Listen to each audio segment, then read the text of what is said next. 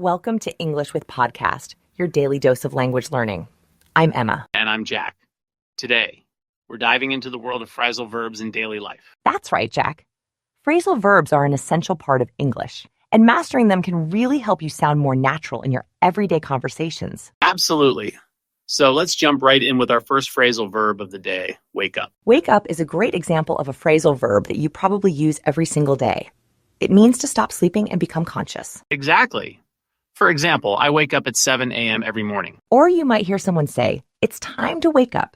You don't want to be late for work. Now, here's a fun fact. You can also use wake up figuratively, like when you want someone to face reality or become aware of something important. That's right. You might say, wake up and smell the coffee, which means It means to realize what's really happening, especially in an unpleasant situation.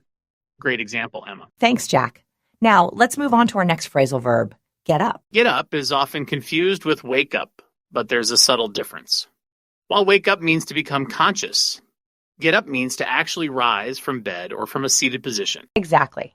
So you might wake up at 7 a.m., but not get up until 7:30. I can relate to that.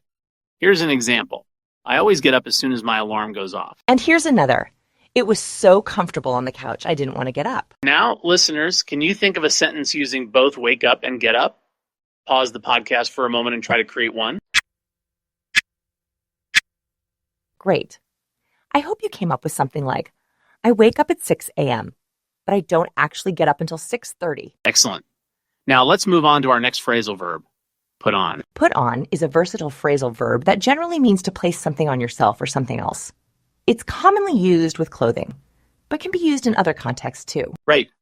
For example, I put on my favorite sweater before leaving the house. Or you might say, can you put on some music while we cook? And don't forget, she always puts on a brave face when things get tough. That's a great idiomatic use, Jack.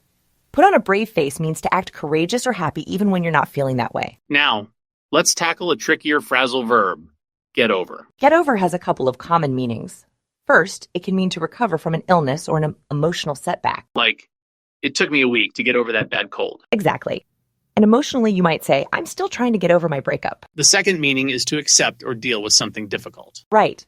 For instance, you'll need to get over your fear of public speaking if you want to succeed in this job. These phrasal verbs are so useful in everyday conversation.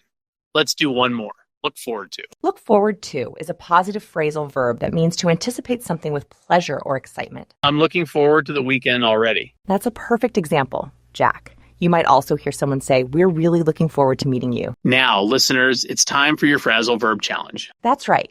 Your task is to use at least 3 of the phrasal verbs we discussed today in a short paragraph about your daily routine. Write it down or practice saying it out loud. This will help you internalize these phrasal verbs and use them more naturally. And that brings us to the end of today's episode. We hope you've enjoyed learning about these common phrasal verbs. Remember, the key to mastering phrasal verbs is practice. Try to use them in your conversations this week. Exactly. Thank you for listening to English with Podcast. We're looking forward to our next episode. Until then, keep practicing, and don't forget to wake up and smell the English learning coffee. Bye, everyone. Goodbye.